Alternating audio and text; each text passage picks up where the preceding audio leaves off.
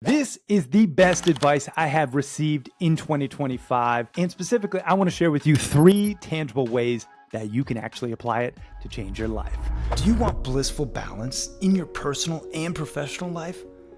Great. What's up, guys? My name is Cary Jack, and I want to help you happy hustle a life you love, one full of passion, purpose, and positive impact. I'm a lifestyle entrepreneur, a professional model/actor, a digital marketing specialist, a podcast host, author, a biohacker, an eco-warrior, a martial artist, a hippie cowboy, and a humanitarian. My goal is to educate, inspire, and entertain you to live a life of passion, purpose, and positive impact. It is time to happy hustle your dream reality.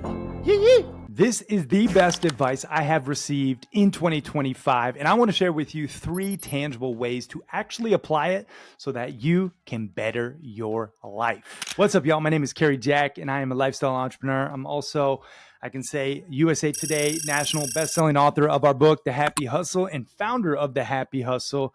And I'm also someone who takes advice from people smarter than myself in order to enrich my reality.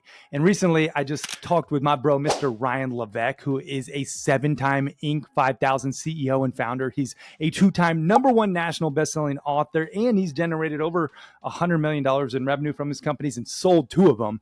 But he's also somebody who has been with his wife for over 20 years. He has 2 boys that he's raising very holistically. He lives on their family farm in Vermont, growing their own food and produce and meat, and just a really awesome dude, a happy hustler at that. And on our recent podcast chat, which you got to check out this episode that we did, he's definitely a stud of a human, and you want to learn from him. We'll link it up in the show notes. But he told me something that truly is the best of us I've heard all year and maybe in recent years. And I'm going to share that with you right now. And then I'm going to unpack 3 tangible ways that you can actually apply it. So drum roll, please. Here's what he said to me. The best advice I've heard is this: spend more time with God-made things and less time with man-made things. Spend more time with God-made things and less time with man-made things. And if you know anything about the Happy Hustle, our whole ethos is this: systematically harmonize ambition and well-being so that you can happy hustle a life that you freaking love. So crushing it professionally, yes, increasing your income and your impact with your business, with your career, but also crush it as a person in your professional life, as a husband, as a father, as a man of God, as a community servant, or as a wife, as a daughter, as a mother, as a friend, as a community servant. Just be the best in both of these different arenas, and don't let either sacrifice one another. That's where we put the happy in our hustle. Now, obviously, there's seasons of sacrifice, and we talk about that. But for the most part, we want to harmonize these 2 different aspects of our reality. And quotes like this, advice like this, resonate with me so much because this is a practical way to do so. You spend more time with God-made things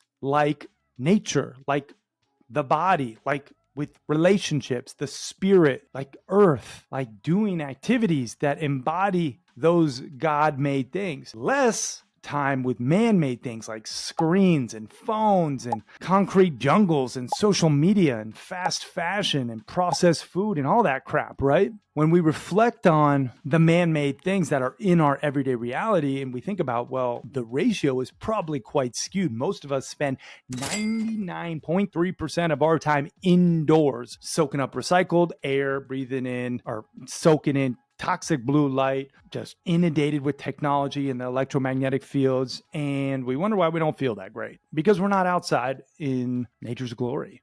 So I want to share with you why this is important again, and then 3 tangible ways to apply it. Again, with the Happy Hustle, I believe that the further we drift from nature, the more we forget who we really are as happy hustlers and as human beings at large. So nature has to be a part of the picture, but also loving relationships with others, another God-made thing, other people, right? The people we care about, spirit and faith, another God made thing, right? I don't care one religion or another, but it's important to have that. And so I want to share with you these 3 tangible ways to apply this wisdom. Specifically, number 1, nature first routine. Spend the start and the end of your day doing something in nature, a sunrise walk, a grounding barefoot session in the grass, which I just did this morning with my son, and it was awesome. And I do typically every day. Even just 10 minutes of sunshine. Maybe you're going swimming in a natural body of water, like a pond or a lake or the ocean, just sitting on a tree or hugging a damn tree for that matter, right? Doing some gardening, like have some way to be in nature in the beginning and the end of your day.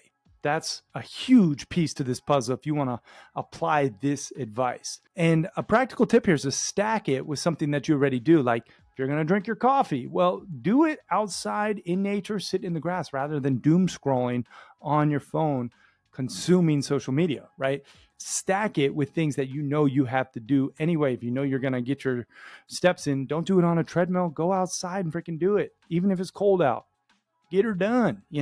These type of things make such a big difference. So the nature first routine, that's the first way you can tangibly apply this wisdom. The second way is do a digital Sabbath, right? Like we say, one of our alignments is unplugging digitally, one of the 10 of our soul mapping system. Your soul's mapped to the blissfully balanced promised land. And, I used to be much more disciplined with this prior to having a child and being a father. Take one full day per week, at least a half day, completely off screens and technology. Usually it was Sundays for me. Now I kind of catch up a little bit on Sunday evenings for the week ahead. And I'm not perfect. I never claim to be the guru of shit. That. It's just, hey, here's some things that's working for me. Take what works, leave what doesn't. That's my mindset, is I'm more the reporter. But when I was doing that, I tell you, I was so much better off when I had that one digital detox day of a complete Sabbath, spending that time reading or in nature or writing or, being still or meditating, whatever it is. I highly recommend you implement some type of digital Sabbath in your week.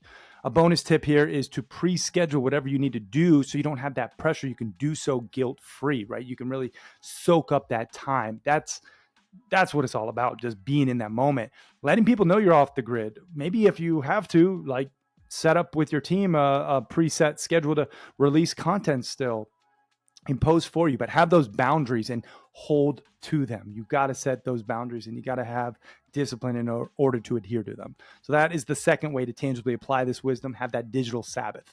And then the third way to tangibly apply this is have soul-centered connection, right?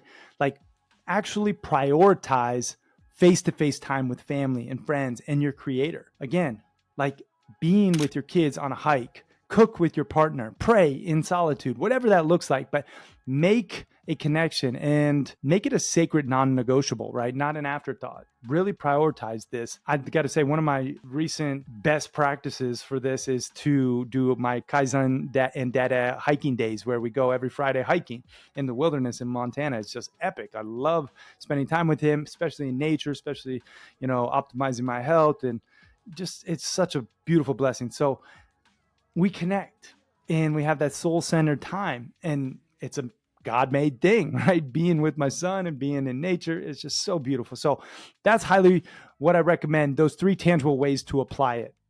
Again, I want to hit you with just the recap here, is like, really spend time more with God-made things and less time with man-made things. That is what my buddy Ryan Levesque told me as some of the best advice I've heard in 2025.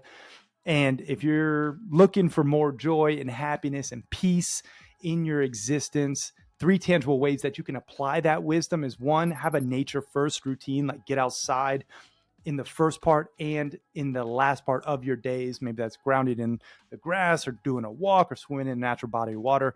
The second way is have a digital Sabbath once a week, where you just get completely off tech, off screens, and you just are focused on yourself, your time with God or your creator or your family, or reading or writing or something like that off screens. And then the third way to apply that wisdom is actually soul-centered connection time with the people you love. Maybe it's cooking with your family, Maybe it's praying in solitude. Maybe it's going, having fun with your kids, doing an outdoor activity, whatever it is for you. Just have that soul-centered connection time. So that's how you can apply that wisdom. Some of the best advice I've heard this year: spend more time with God-made things and less time with man. I hope you got some value from this. This was really a profound one for me. It hits home. It's all about, what we preach and practice here in the Happy Hustle ethos is just being outside with God made things and just soaking up every single moment of this beautiful life that we're in. And if you got some value, share this with somebody who maybe could benefit and maybe needs to spend more time with God made things. That's how we spread the message with more and more people, and ultimately help others put the happy in their hustle. So thank you so damn much. I know you could be anywhere, but you're here with me. So thank you from the bottom of my heart. Appreciate and love you. Have a blessed day. I'm out. Peace and love, y'all.